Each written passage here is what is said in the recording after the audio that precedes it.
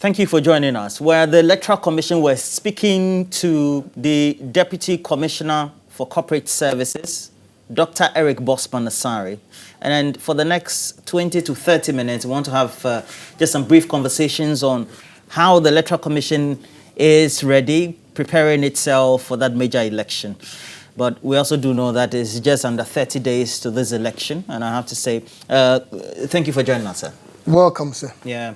And I know that it's been a tedious time for you.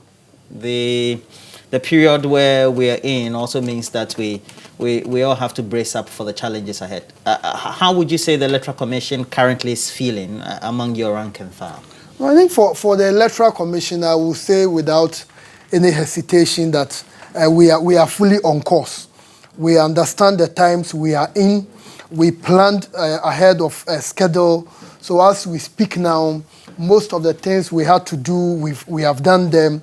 So we expect that come December 7th, all our voting centers, all the materials they need, they will be able to get everything. So as we speak now, the commission is fully on course and we are set. I would say we were ready for the elections yesterday. Just about a week or two ago, the party said they hadn't gotten the register. What can you say about that? I think the parties got the register about 10 or 8 days ago.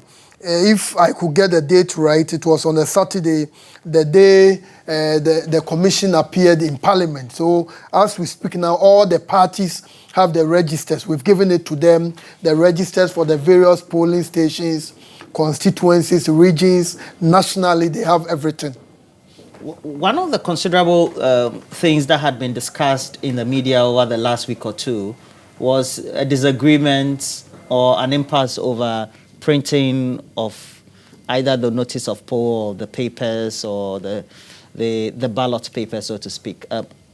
How did that come about in the first place? No, I think I would say that was a much ado about nothing, largely because the printers we are using, they are 7 in all. I think they are the Bulk Press, InnoLink, Arts Commercials, Assembly Press, Fonstat, Checkpoint, and the other one, which are Yasaku, 7 of them. And when you look at the pedigree of these companies, for a number of them, we started using them in 1992. The one that has not been in the system even for a very long time started in 2004. So these are long-standing printing houses with the credibility. And we know people were talking about the Assembly Press, etc. But when you look at it critically and you are being very objective to the Electoral Commission, the Assembly Press started printing in 1992. We understand that the Assembly Press is an agency of the state. So at any point in time, the Assembly Press will be headed by someone appointed by the President of the Republic. And the commission has been printing there. So we don't understand why for this particular printing, we had people who were complaining that the Assembly Press. But in any case, at all the printing centers, the parties have their agents who are rotating. Apart from that, the Electoral Commission has its senior officials on the ground. The security personnel are there. And when the ballots are being printed, the agents of the parties are supposed to make sure that the counting, the numbers are accurate. And when the ballots are being transported, the same thing. So for us, we thought it was just one of those political caricatures where people try to champion. There's one thing that has been attached to the Electoral Commissions over the years.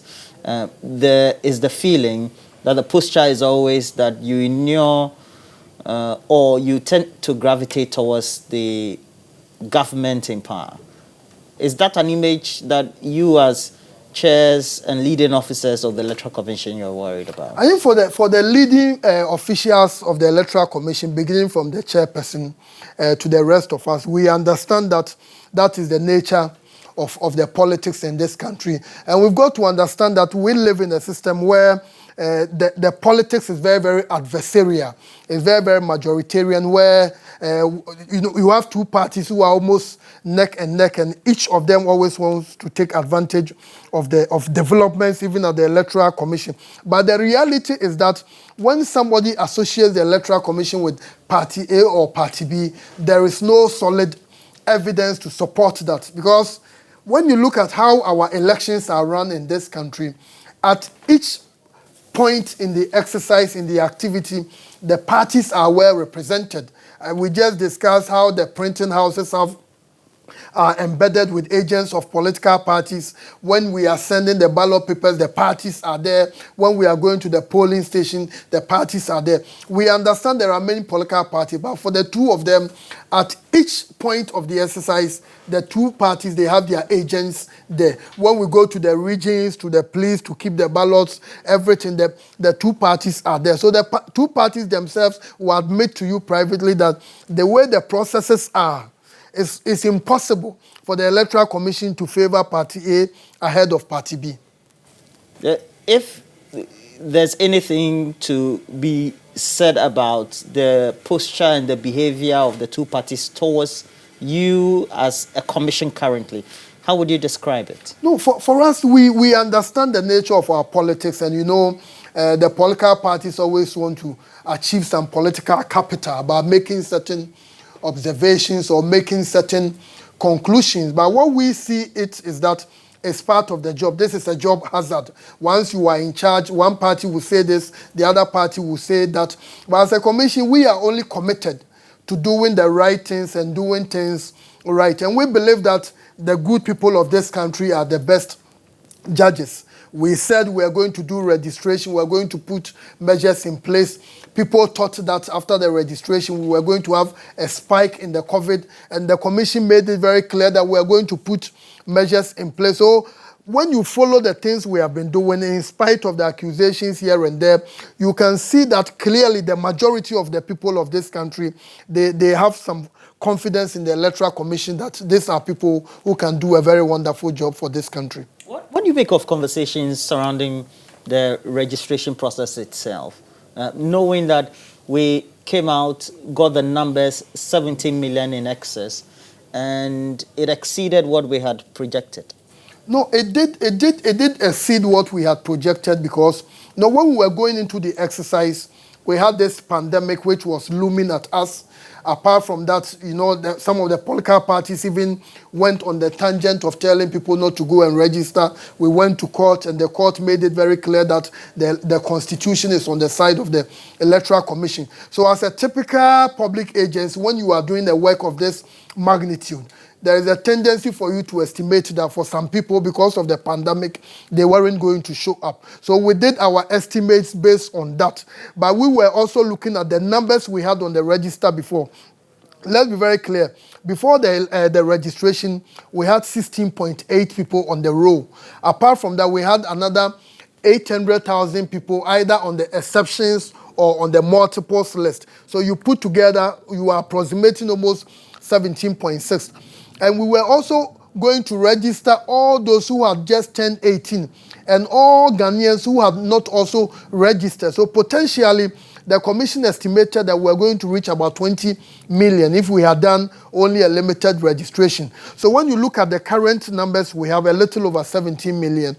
That's almost about 54% of the Ghanaian population, and that many experts will tell you that you have an accurate representation of the people in the register. One of your critics, Kofi Bento, a vice president for Imani Africa, when the issues of multiple registration came up and a number of names that you had said you were taking out, he said it didn't then justify why we needed to spend all that money to undertake a whole process. What do you say to that? No, I think I followed that conversation, and I noticed that some people who really understand these things better were even responding. I think one thing we need to understand is that the registration we did wasn't an online registration.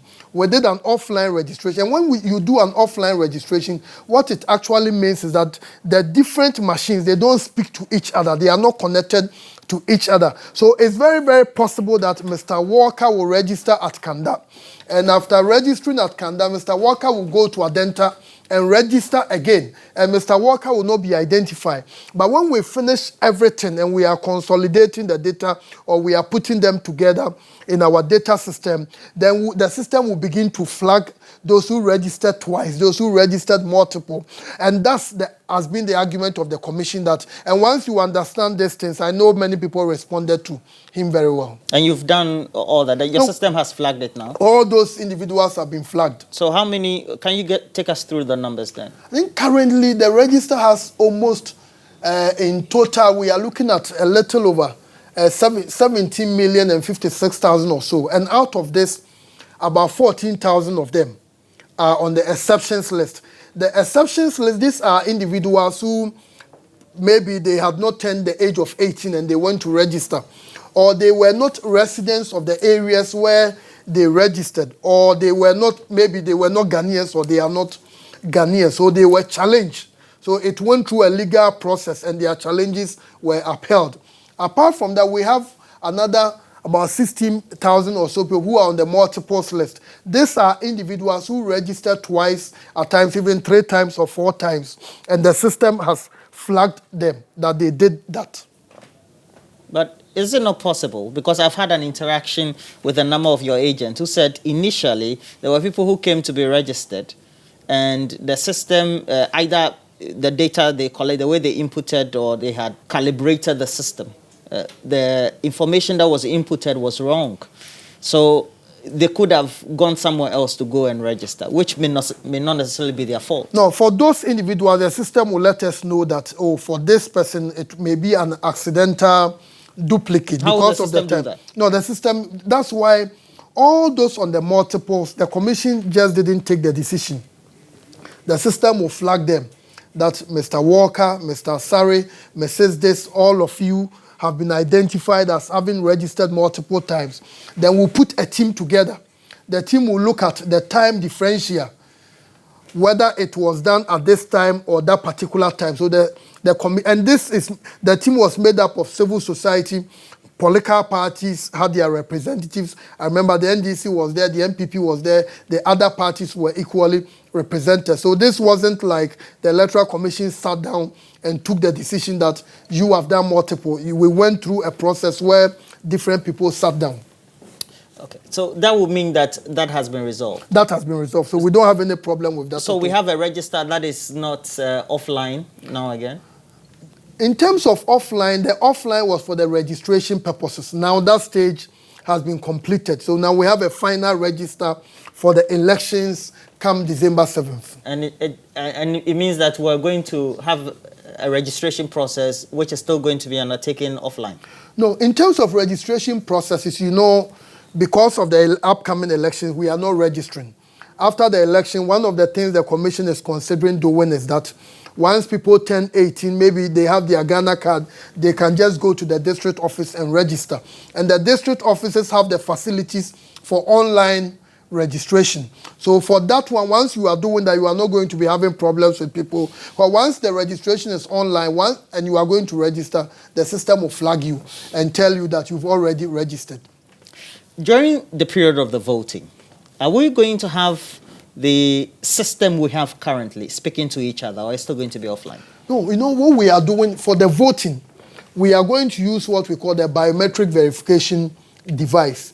And the way the biometric registration device works is such that you must be in that constituency alone. And once you are in that constituency alone, you can vote there. Apart from that, you must also be at the polling station. So, for example, let's say we are registered at Ayawaso West Wogon, that constituency. And we did the registration at the Legon campus. Our system will have the list of all those in that constituency, but it will specifically be activated for the polling station you and I register. So it will be impossible for you to say, I'm going to vote here and I'm going to vote there. So it's not possible. Within the same constituency? Within the same constituency. And outside, your name is not there. So you can never be identified by the system. Okay. So it means that I can go and vote somewhere else illegally? No, you cannot. The way the system is, you cannot. So that's why we expect that everything is going to work very well on election day. The 30,000 that you struck out, there's one communication out there, advocacy. Why is it that you don't publish the names so that not only all and sundry, but the various stakeholders would know, either do those publications? I think people must understand that the Electoral Commission operates with laws. You know, we live in a country where people have become masters of everything. They want to really comment on everything at a time when they don't even understand. One of the key things is that these are people who have gone through a legal process. And you know, there are privacy issues, etc. The register itself has been given to the political parties. So the onus lies on the parties to look. If there is any wrongdoing on the part of the Electoral Commission, they can voice it out. But I think as a commission, it's not in our program to come and say and publish and say these people registered double, these people did this, etc. The list has been given to the political parties. If there are civil society who are interested, they can write to the commission, want to have a look at it, etc. So this is not something the commission is going to publish the names of those who are on this list, etc. That's not the business of the Electoral Commission. I mean, I've just gone through your CI 127 for which you're using to guide this whole process of the election. One thing is very considerable, very detailed as well.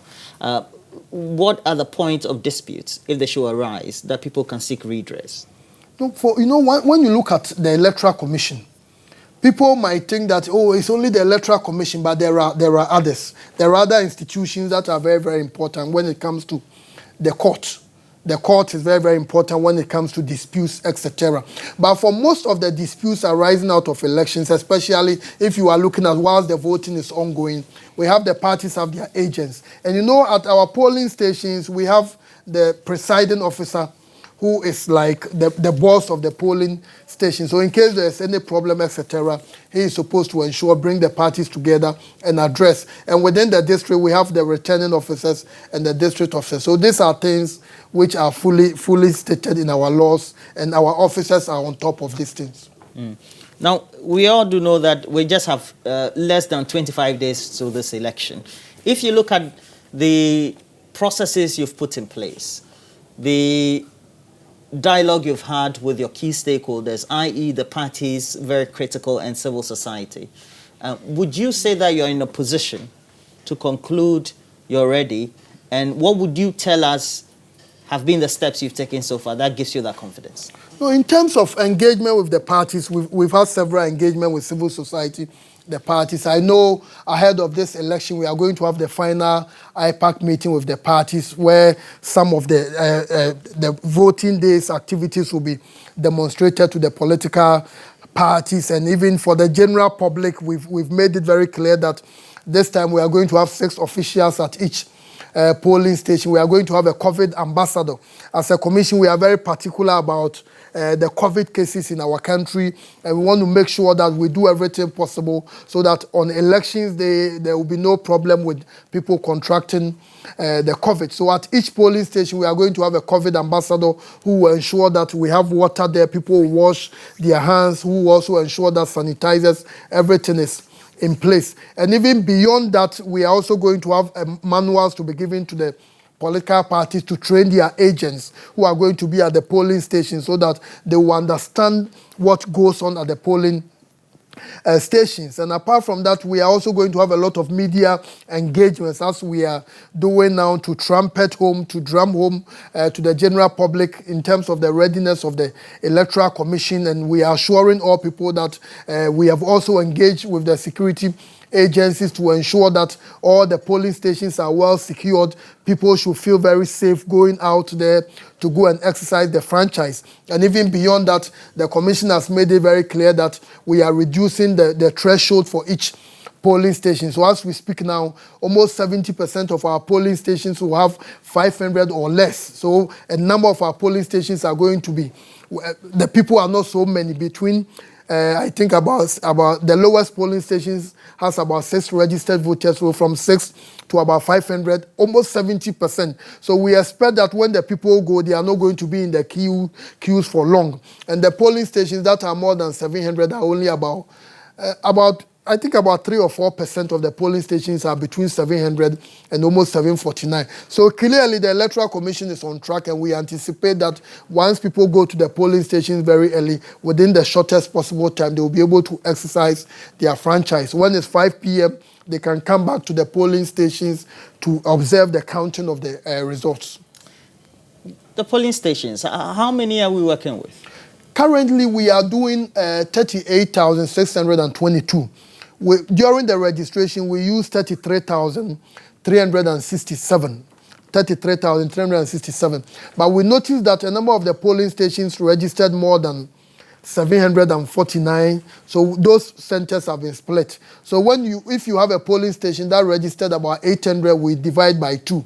And we have some few centers that registered 1,004, 1,005. I think one polling station during the registration, they even registered about 2,400. So such a polling station will be split into 3 or even into 4. So our job is to ensure that people can exercise their franchise in a very decorous atmosphere, in an environment where no one will be intimidated, where no one will be in the queue for too long, so that at the end of the day, people will be discouraged in exercising the franchise. The transmission of results, how do you intend doing it? For example, because you have come in with upgraded systems of registration, the voting process. So we're thinking that it's going to be more electronical and the parties too will be involved. Is that the case? No, in terms of transmission, the commission is still going to rely on a typical manual process. You know, when the polling comes to an end at the polling station, what we do is that we do the counting, and this is a manual process. And when they finish, they will go to the constituency collation center where it will still be a manual process. And this time we have a regional collation center for the presidential election, which will also be a typical manual process. But that doesn't mean that there will be no technology embedded in it. From the constituency to the regional, apart from the manual, you can also have our official faxing, scanning, and sending the results. But one thing we want the good people of this country to be aware is that the process is fully a manual process, which will be supported by technology. So we are not going to have a situation whereby someone will say the results has changed from point A to point B. The manual evidence will still be there to be able to compare to any technology backup that will be used.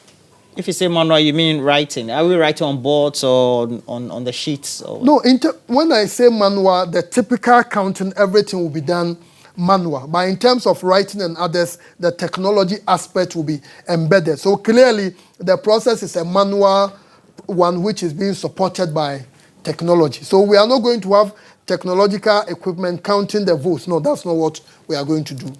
There was this communication that was out there. People are not supposed to use phones around the voting centers or the polling centers. Yeah, we know normally, looking at our system we are operating, I think it's very clear we do things like that. Just go to the polling station. That doesn't mean you cannot have your phone. Once you get there, it's your turn to vote. Your phone can be off or silent. That is not the time for you to be making calls or to be taking pictures of the ballot. We know we don't do that, and it's not allowed. And there are even people who cannot sell around the polling stations, those who sell alcohol, etc. We know when the time comes, the police may even come up with a policy that people should not use their motorbikes, etc. around. I know all these things are done to ensure we have a very smooth process. There is one thing about the security that has been provided. We even have a lot of security months ago around the head office, etc. Why is that? Or is it just a normal process? No, as the commission, at the end of the month, when I collect my pay, I collect it because of the election-related work I do. When it comes to security, there are people who are also paid because of the security work they do. And when it comes to matters about security, we have intelligence agencies who advise. So when you are there and you are not a security expert and they advise you that based on the work you do, you need A, B, C, and D, you don't challenge them. As Electoral Commission, we've had several agencies that come to us. We want you to organize elections for us. They know we are the experts, so we tell them what to be done. So when it comes to security matters, we defer to the security agencies, the police, the BNI, and others to advise. And when you see many security personnel around our offices, not only at the head office, the regions, etc., it's because of intelligence gathering by security agencies, those who are paid because of that work. That's a great answer. Really appreciate very diplomatic. Your acceptance of that. Because we are election people, so on security, no, that's not our area. Apart from the small security tips we know to ensure we are safe. If there's one thing you can say to give confidence to your stakeholders particularly the political parties and then the general public? What would it be as we wrap up this I conversation? think we will tell them that the Electoral Commission is fully ready under the leadership of Mrs. Jean Mensah. All the measures have been put in place. We are going to ensure our officials are given the best of training, the best of motivation so that they can deliver on elections day. We are also appealing to the general public to exercise restraint. When you go to the polling station, it will definitely get to your turn. We have reduced the threshold at each polling station where the numbers are so huge. So the point is that everything is going to work very well on elections day. So the commission is even working assiduously to ensure that the results are released within 24 hours of the voting. So all the measures, all the places that are so remote that will require some special accommodation so that we can get the results in time. The commission is putting those measures in place too. We are identifying all these areas, giving them all the necessary support so that we can get the results in time. We understand that when the results are delaying, at least we know what is happening in the US currently, where because the elections are in some places neck and neck, the results are not coming right on time. So there's a lot of panic in the system. But we are determined to ensure that everything is done properly. Thank you very much, sir. My pleasure. My pleasure as always. Well, so that'll be it. We've been having a great interaction with the Deputy Chairperson for Corporate Services, the Electoral Commission, Dr. Bosman Eric Asare. But we hope that we've had some great pointers in this conversation. You can get more when it comes to issues and publications of election on 3news.com and our relevant social media platforms. That'll be it for now. Back to the studio.